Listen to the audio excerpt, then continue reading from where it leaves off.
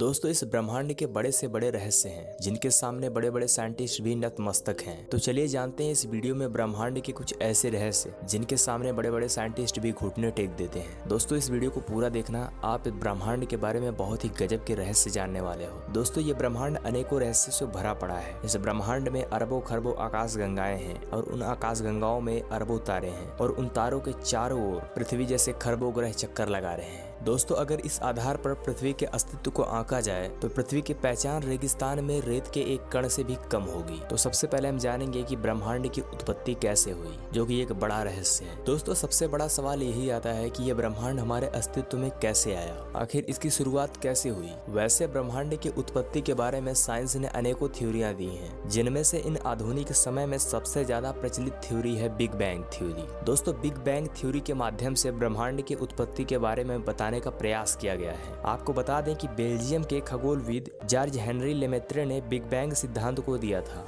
जैसा आप इस फोटो में देख रहे हो। दोस्तों बिग बैंग थ्योरी के अनुसार करीब 14.5 करोड़ साल पहले इस ब्रह्मांड का संपूर्ण द्रव्यमान और ऊर्जा एक सूक्ष्म बिंदु के रूप में मौजूद थे और बाद में उस बिंदु में एक जोरदार विस्फोट हुआ और उसी से इस ब्रह्मांड की रचना हुई। और इस बिग बैंग थ्योरी के अकॉर्डिंग इसी विस्फोट की वजह से समय, मैटर, स्पेस हमारे अस्तित्व में आए। दोस्तों बिग बैंग थ्योरी के अनुसार इस घटना के बाद ब्रह्मांड चारों तरफ फैलने लगा। हालांकि ऐसे बहुत सारे साइंटिस्ट हैं जो बिग बैंग थ्योरी से सहमत नहीं है। इन साइंटिस्ट के अलग ही तर्क हैं। दोस्तों इनका कहना है कि किसी घटना को घटित होने के लिए समय और स्पेस की आवश्यकता होती है, लेकिन बिग बैंग थ्योरी कहती है कि जब यह घटना घटी तब ना तो उसके पहले समय था और ना ही स्पेस था। तो इन साइंटिस्ट का कहना है कि जब समय और स्पेस था ही नहीं तो उस टाइम यह घटना घटी कैसे, ये भी सोचने वाली बात है। दोस्तों बिग बैंग थ्योरी के पास ऐसे कई ठोस सवालों के जवाब नहीं है। और इसके अलावा महान साइंटिस्ट स्टीफन हॉकिंग का कहना था कि इस ब्रह्मांड की उत्पत्ति स्पॉन्टेनियस तरीके से हुई थी,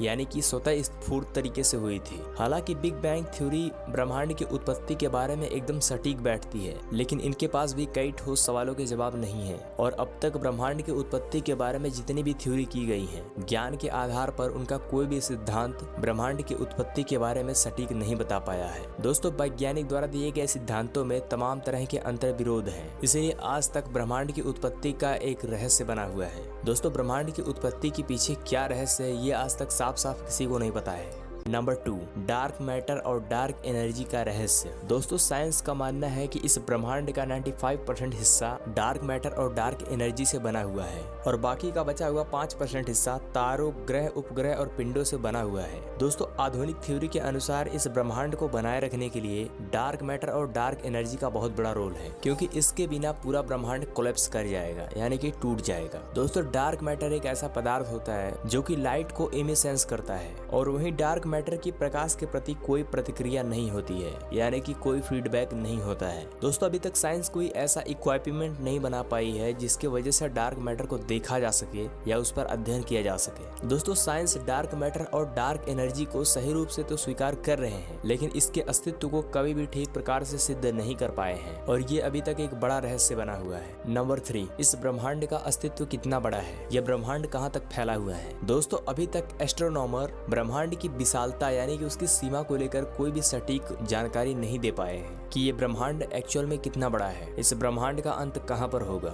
इस ब्रह्मांड के अनंत सीमा के बारे में साइंस के अलग अलग दावे हैं। दोस्तों ब्रह्मांड के अनंत सीमा के विरोध करने वाले साइंटिस्ट का यह दावा है इस अनंतता का सिद्धांत इस भौतिक जगत में संभव नहीं है। उनका मानना है कि इस भौतिक ब्रह्मांड की कोई न कोई सीमा अवश्य होगी और वहीं पर ब्रह्मांड को अनंत बताने वाले वैज्ञानिकों का दावा है कि अगर ब्रह्मांड की कोई सीमा है तो उस सीमा के पार भी जरूर कुछ न कुछ होगा, क्योंकि जाहिर सी बात है जब एक सीमा खत्म होती है तो दूसरी सीमा प्रारंभ हो जाती है, जो कि स्वतः ही ब्रह्मांड के अनंतता की पुष्टि करता है। ऑक्सफोर्ड यूनिवर्सिटी के एक साइंटिस्ट की टीम ने 150 बिलियन आकाश गंगाओं के मान्यताओं को खारिज करते हुए कहा, उन्होंने कहा कि ब्रह्मांड की यह कल्पना ब्रह्मांड के विस्तार के सामने एक मटर के दाने से भी कम है। दोस्तों ऑक्सफोर्ड यूनिवर्सिटी का कहना है कि ब्रह्मांड हमारी कल्पना से भी कहीं ज्यादा बड़ा है, जिसे अनंत भी कहा जा सकता है। दोस्तों आज के टाइम में मौजूद साइंस और टेक्नोलॉजी ब्रह्मांड के अस्तित्व के बारे में सही अंदाजा नहीं लगा पाए कि ब्रह्मांड का अस्तित्व कहां तक फैला हुआ है और इसका अंत कहां तक है। और दोस्तों आज भी ब्रह्मांड की विशालता एक रहस्य बनी हुई है।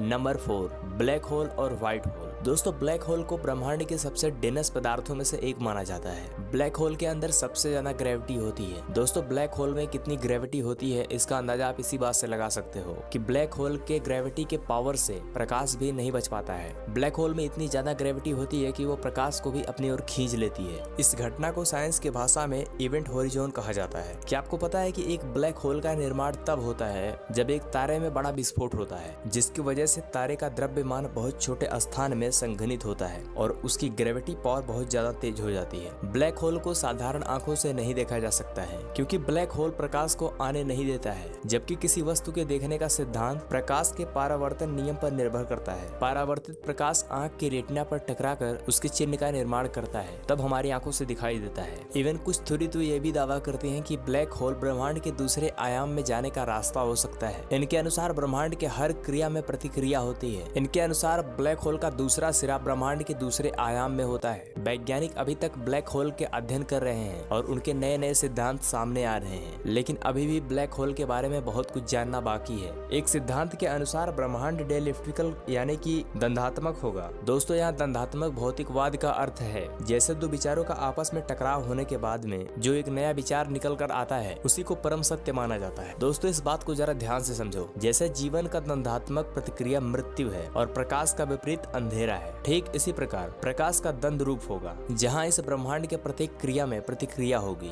दोस्तों ब्लैक होल के बारे में अभी भी साइंस को बहुत कुछ नहीं पता है।